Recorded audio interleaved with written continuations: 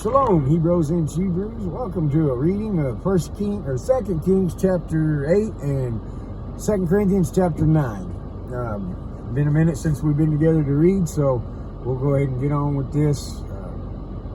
I'll let you kind of in. Last week, I wound up going to the hospital.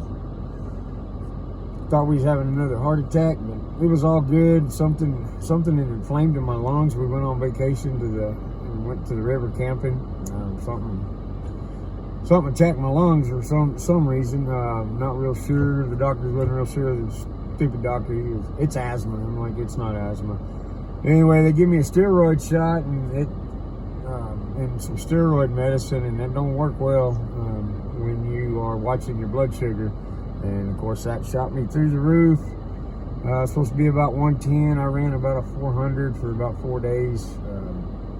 Couldn't get it down.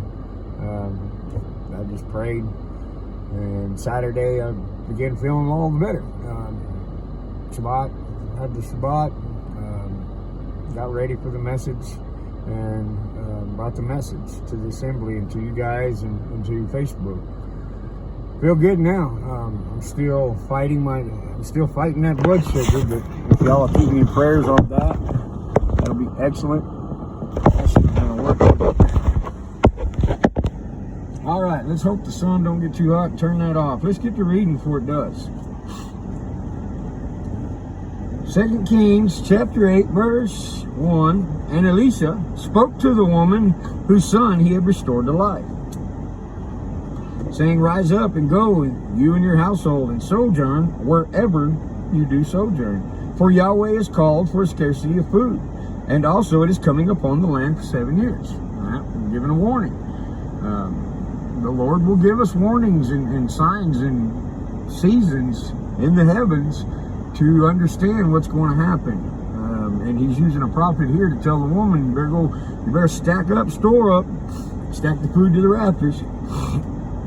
Verse 2, and the woman rose up, did according to the word of the man of Elohim, and she went with her household and sojourned in the land of the Philistines 7 years. And it came to be at the end of 7 years that the woman returned from the land of the Philistines, and she went to cry out to the king for her house and for her land. Hey, wait a minute, I just moved off. And the king was speaking to Gehazi, the servant, the man of Elohim, saying, Please relate to me all the great matters Elisha has done. And it came to be, as he was relating to the king how he had restored the dead to life, that see, the woman whose son he had restored to life was crying out to the king for her house and for her land. And Gehazi said, My master, O king, this is the woman, and this is her son, who Elisha restored for life. So the king asked the woman, and she related to him, and the king appointed a certain eunuch for her, saying, Return all that is hers, and all the increase of the field, from the day that she left the land until now. So she just packed up her bags and went somewhere else. She went on vacation for 7 years, as far as anything's concerned, but they've taken over her land, and she comes back, she's like, whoa, where's my house? Who are these people living in there? And so the king, because of what Elisha had done, because of her knowing Elisha, the prophet, she gets given a eunuch, which is a eunuch is one who is unable to procreate, doesn't have genitalia, and they're servants, and most often given to be servants to women. They're men who have been castrated, or by choice, or by, hey, we took over your land, you look like a strong guy, but we don't want you mating with our women, so off with your balls. And these eunuchs would often be given to the harem would be a part of the harem of the king, to take care of the queen and her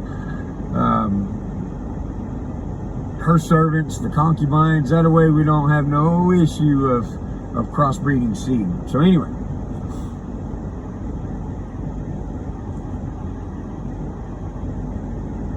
verse 7, and Elisha came to Damascus, and Ben-Hadad, king of Aram, was sick.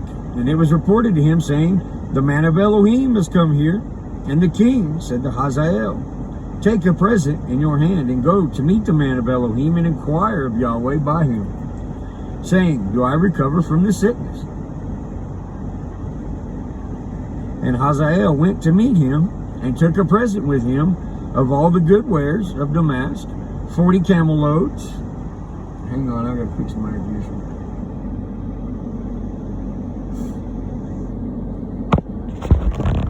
Too hot. Alright, we're good. 40 camel loads. And he came and stood before him and said, Your son, Ben-Hadad, king of Aram, has sent to me, saying, Do I recover from this sickness? And Elisha said to him, Go, say to him, You shall certainly recover, but Yahweh has shown me that he shall certainly die. You're going to recover from the sickness, but you're going to die. Imagine that. I don't remember it on this story here. There's a bunch of stories similar to this in the scriptures. Verse 11, And he looked at him steadily until he was ashamed. Then the man of Elohim wept, and Hazael said, Why is my master weeping? And he answered, Because I know the evil that you're going to do to the children of Israel, setting their strongholds on fire, killing their young men with sword, and dashing their children, and ripping open their women with child. And Hazael said, But what is your servant? A dog? You calling me a bitch? No, come on now.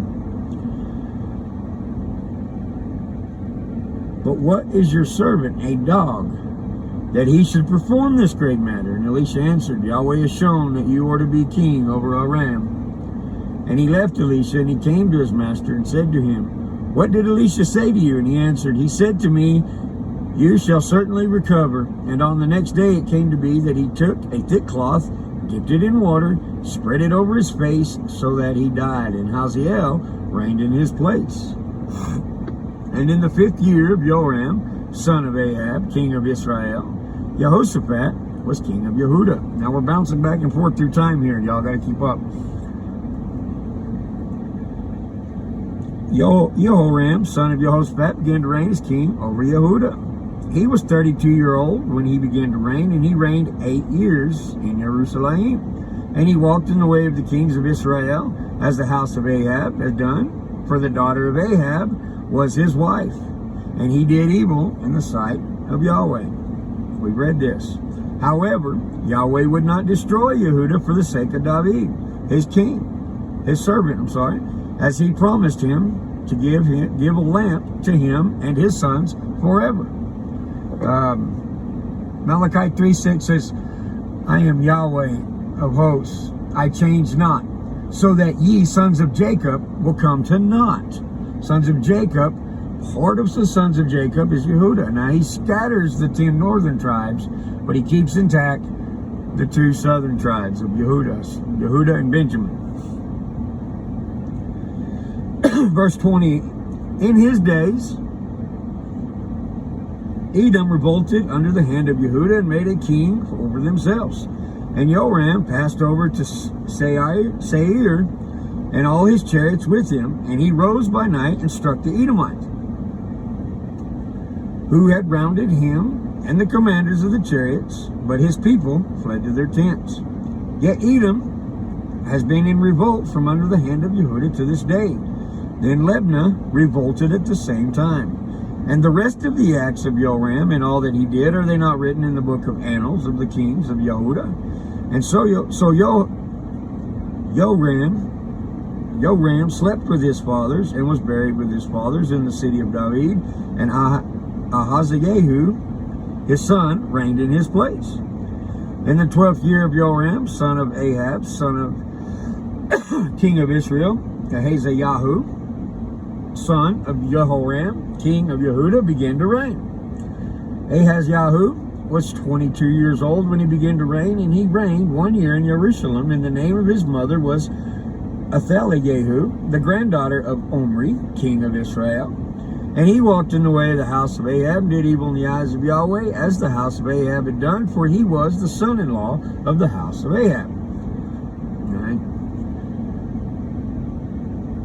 You tend to follow the traditions of your fathers. That's why it's important that we break these traditions with our old past, that we're new creatures. You know, I don't care what Grandma and Grandpa did. It's got to be tough to be king at 22 years old. You know, I mean, you're not ready to take that responsibility at 22 years old. I don't care. Now, there's exceptions, yes. But at 22 years old, you haven't seen enough, known enough, heard enough, walked enough to be king. But this is the way it is. You know, oftentimes. And this is why it leads to disaster.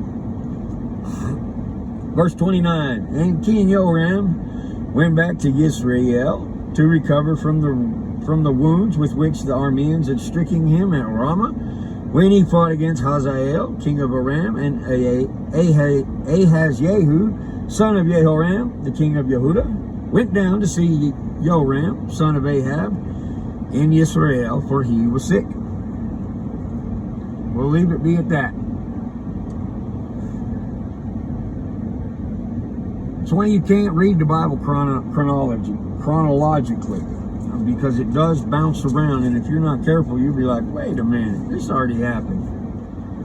Jehoram dies 3 or 4 times in the scriptures. A lot of the kings you're going to find die 2 or 3 times, but really in actuality they only die the once. It's just giving different perspectives of the story, of the accounts of these people. Same thing with our Gospels. Same story, same account, just given by different perspectives. And now we're reading the epistles, the letters of Paul, and that's all they are, is letters. Chapter 9, verse 1. It's a short one. We'll be done quickly. Indeed, concerning the service for the holy ones, it is unnecessary for me to write to you.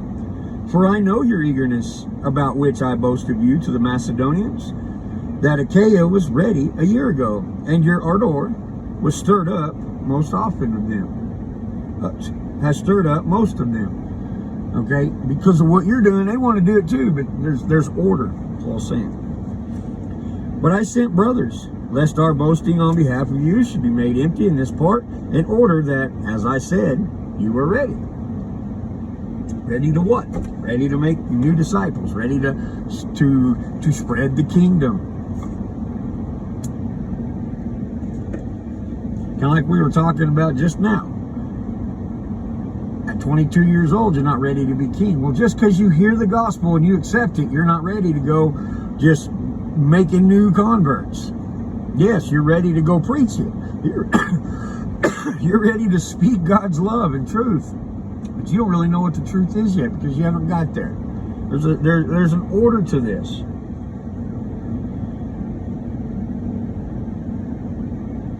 Verse 4, lest if some Macedonians come with me and find you not ready, we, not to speak of you, should be put to shame because of our faith. Because if I tell my boss, hey, this guy over here, he's ready to come be a pumper. You know, he's done this and done that, and you know, he's ready. And this guy comes to work for us and fails, just goes to hell. My boss ain't as upset with him as he is with me by me saying, hey, dude was ready, hire him. Make sense? Putting your name out. When you put your name out for someone, you better be damn sure they can handle the job. Verse 5, so I thought it necessary to appeal to you, brothers, to come to you in advance and arrange your promised blessing beforehand.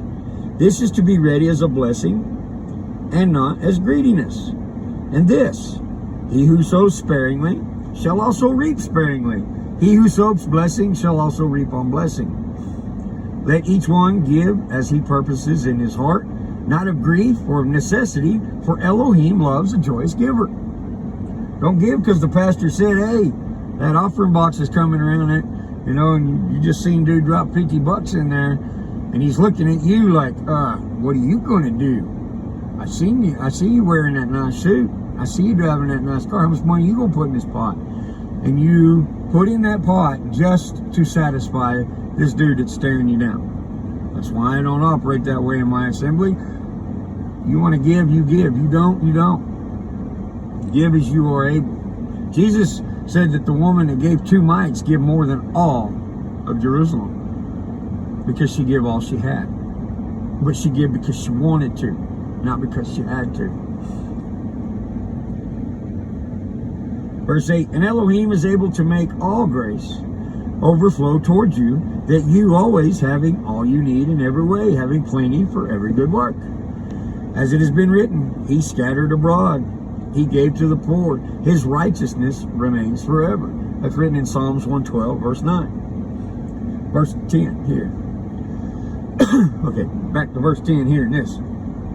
And he who supplies seed to the sower and bread for the food shall supply and increase the seed you have sown and increase the fruit of your righteousness. Now, we're not talking about planting trees or planting vineyards or planting apples, tomatoes, whatever. We're talking about speaking on the gospel. We're not talking about giving to the church now. We're talking about sharing our faith, making new disciples, new converts, new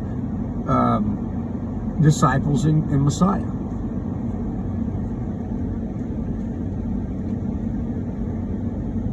Verse 11, being enriched in every way for all simplicity, which works out of thanksgiving to Elohim through us. Because the rendering of this service not only supplies the needs of the holy ones, but also is overflowing through many thanksgivings to Elohim. Through the proof of this service, they glorify Elohim on the submission of your confession to the good news of Messiah, and generosity and sharing with them and all men, and by their prayer for you. How long for you because of the exceeding grace of Elohim in you. Thanks also to Elohim for his unspeakable gift. What is his unspeakable gift? Grace, mercy. That grace and mercy that the Creator, our Creator, would give his creation basically a choice. Choice to deny or a choice to reject. What a blessing. What a gift. Not only do we have speech after our Creator, that is a great gift all in itself, but that's nothing compared to the ability to deny or accept him that he give us. That's a big part of what grace and mercy is. Y'all be blessed, be encouraged, always be frustrated in these scriptures. Go look them up for yourself. Don't take my word for it. Don't take your pastor's word for it. Don't take anyone's word for it. Go look it up yourself. Become converts, become disciples. Many like to claim Christianity. I'm a Christian. Well, become a Christian. Christian means follower after Christ, Christ-like. I don't see many Christians in this world, and I don't see many who even have a clue what it means to be a Christian. Y'all be blessed. Keep me in your prayers, y'all. I'm getting tired of taking these doggone insulin shots. Keep me in your prayers and lift me up. We'll let that be the word. Y'all be blessed, encouraged, and always frustrated.